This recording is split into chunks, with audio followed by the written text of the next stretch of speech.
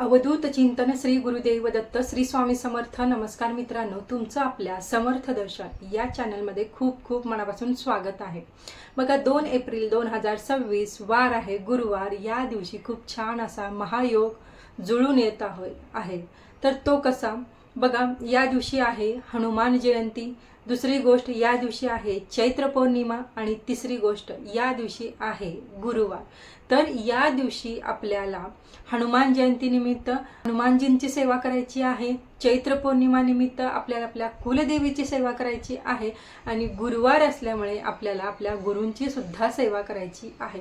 दिवसभरामध्ये आपण कशा पद्धतीने या सगळ्या सेवा आपल्याला करायच्या आहेत, कशा पद्धतीने हनुमान जयंती साजरी करायची आहे, चैत्र पौर्णिमेचा कशी सेवा करायची आहे, याबद्दलची संपूर्ण माहिती आपण आजच्या व्हिडिओमध्ये घेणार आहोत. चला तर मग आजच्या व्हिडिओला सुरुवात करूया. बघा, हनुमानजी हे यांना चिरंजीव असं म्हणलं जातं. ते आजही ते पृथ्वीवर आहेत असं म्हणलं जातं. शिवशक्ती असते तर अशा 11 शिवशक्ती मिळून हनुमान आहेत तर त्यांची शक्ती बनत असते. हनुमानजी हे आपल्या भगवान शंकरांचंच एक रूप आहे. तर सर्वप्रथम आपल्याला हनुमान जयंती कशी साजरी करायची आहे ते बघूयात. बघा, हनुमानांचा जन्म हा सूर्योदयाच्या वेळी झालेला आहे. त्यामुळे आपल्याला या दिवशी लवकर उठायचं आहे. सूर्योदयाच्या अगोदर आपली आंघोळ व्हायला पाहिजे. अशा पद्धतीने आपण उठायला हवं. म्हणजे 5:30च्या दरम्यान तरी आपली आंघोळ ही झालीच पाहिजे. आंघोळीनंतर आपल्याला सूर्याला अर्घ्य अर्पण करायचं आहे. सूर्याला अर्घ्य हे रोजच अर्पण करायला पाहिजे. ते पण कोणी करत नसेल तर त्यांनी अशा खास दिवशी तरी त्यांनी नक्कीच सूर्याला अर्घ्य अर्पण करावं. घरची जी देवपूजा आहे ती करून घ्यावी. त्यानंतर बघा, आपल्याला संकल्प करायचा आहे की म्हणजे तुम्हाला जेवढं जमतील हनुमान चालीसाची सेवा तुम्हाला करायची आहे. तुम्हाला हनुमान स्तोत्राची सुद्धा सेवा करता येते. तर तुम्हाला जी सेवा करायची आहे तर ती सेवेचा तुम्ही संकल्प घेऊ शकतात. आणि या दिवशी बघा, आपली काही शत्रुपीडा असेल, एखाद्या गोष्टीची आपल्याला भीती वाटत असेल, वाईट स्वप्न आपल्या वारंवार येत असतील, एखाद्या गोष्टीची वारंवार भीती वाटत असेल, कोर्ट कचेरी मागे लागलेली असेल, त्या गोष्टींपासून एक संरक्षण कवच तयार व्हावं यासाठी आपल्याला हनुमानजींना प्रार्थना करायची आहे, तसा संकल्प करायचा आहे. त्यानंतर तुम्ही सेवेला सुरुवात करू शकतात. बघा, या दिवशी भगवान हनुमानजींना प्रिय असलेलं नैवेद्य म्हणजे फुटाणे आणि गुळाचं नैवेद्य दाखवायचं आहे किंवा बुंदीच्या लाडूचा नैवेद्य तुम्ही दाखवू शकतात किंवा फळ दाखवू शकतात. तुम्हाला जे वाटेल तो नैवेद्य तुम्ही हनुमानजींना दाखवा. त्यानंतर तुम्ही सेवेला सुरुवात करा. बघा, हनुमानजींना काय प्रिय आहे? हनुमानजींना त्यांच्या गुरूंची सेवा करणं अत्यंत प्रिय आहे. त्यांना फक्त श्रीराम श्रीराम श्रीराम श्रीराम हेच फक्त नाव त्यांना ऐकायचं असतं. हाच आवाज त्यांना सगळीकडे येत असतो. त्यामुळे आपण जर भगवान श्रीरामांची सेवा केली तर नक्कीच आपल्याला ऑटोमॅटिक भगवान हनुमानजी ते आपलं रक्षण करतात, आपली साथ ते देत असतात. सर्वप्रथम आपल्याला रामरक्षा म्हणायची आहे.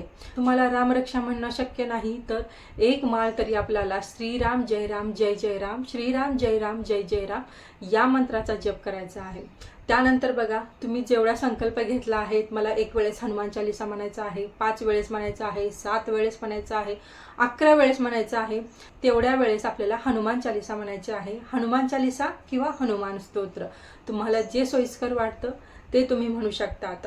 त्यानंतर परत एकदा श्रीराम जय राम जय जय राम, श्रीराम जय राम जय जय राम या मंत्राचा जप नक्की करा. 11 वेळेस तरी या मंत्राचा जप नक्की करा. आता या दिवशी हनुमान जयंती आहे. प्रत्येक गावांमध्ये हनुमानांचं मंदिर हे असतं म्हणजे असतंच. हनुमानजींच्या मंदिराशिवाय कोणतंच गाव पूर्ण नसतं. त्यामुळे या दिवशी खास आपल्याला आपल्या परिवारासोबत आपल्याला हनुमानजींच्या मंदिरामध्ये जायचं आहे. बघा, आपण रिकाम्या हाती जायचं नाही. आपल्या हनुमानजींचा जन्मोत्सव आहे, जन्मदिवस आहे, यासाठी त्यांच्यासाठी काहीतरी घेऊन जा.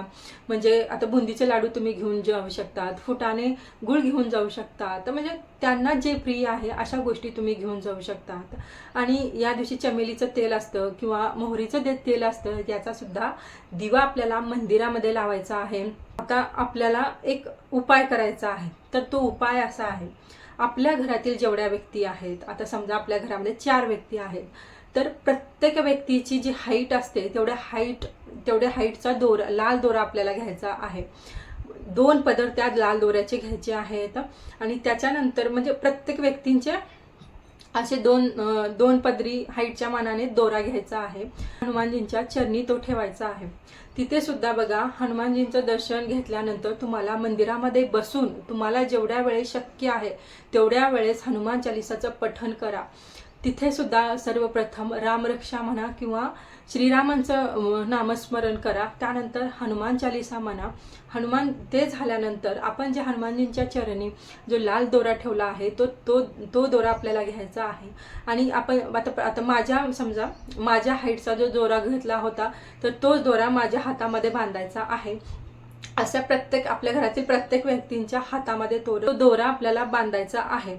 तर बघा हा दोरा हनुमानजींना आपलं संरक्षण व्हावं, शत्रूंपिडांपासून आपला बचाव व्हावा, आपली प्रगती व्हावी, आपल्या कामामध्ये कोणत्या अडथळे येऊ नयेत अशी प्रार्थना करून म्हणजे तुम्हाला जे वाटेल जे काही समस्या असतील हनुमानजींना सांगा, त्यांना प्रार्थना करा, तर तुम्हाला नक्कीच मदत करतील. आणि तो जो दोरा असतो तो प्रत्येकाच्या आपल्या हातात बांधायचा आहे आणि तो कमीत कमी बघा 40 दिवस आपल्या हातामध्ये असायला हवा.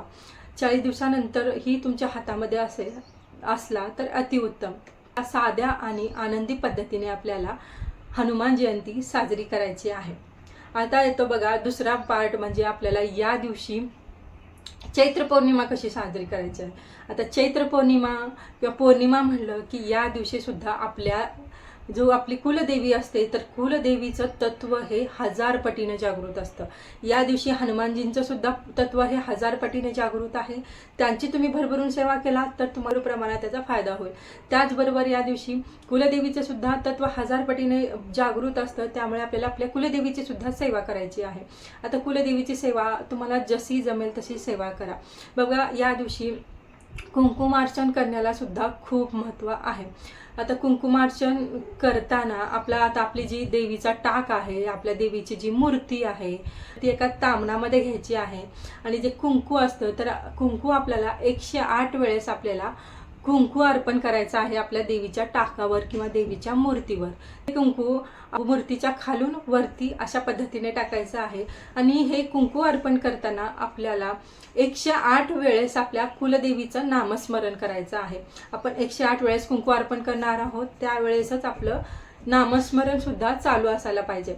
आता समजा तुम्ही जो नवार्ण स्तोत्र आहे त्याचं सुद्धा पठण करू शकतात. ओम ऐं ह्रीं क्लीं चामुंडाय विचे असं या मंत्राचा जप तुम्ही करू शकतात. किंवा तुमची जी कुलदेवी आहे, आता समजा तुळजाभवानी तुमची कुलदेवी असेल तर ओम श्री तुळजाभवानी दैवे नमः, ओम श्री तुळजाभवानी दैवे नमः या मंत्राचा जप करत तुम्ही कुंकुमार्चन करू शकतात. किंवा आता महालक्ष्मी असेल तर महालक्ष्मीचा तुम्ही जप करा. रेणुका माता असेल तर त्यांचा जप करा. किंवा जो नवार्ण स्तोत्र आहे तर नवार्ण स्तोत्राचा जर जप केला तर तुमची जी कोणती देवी असेल तर त्या देवीपर्यंत तुमची सेवा पोहोचत असते. तर तुम्हाला जे सोयीस्कर वाटेल मंत्र त्याचं तुम्ही जप करा. तांदळाची जी खीर असते ते देवीला अत्यंत प्रिय आहे त्यामुळे खीरीचा नैवेद्य दाखवायचा आहे.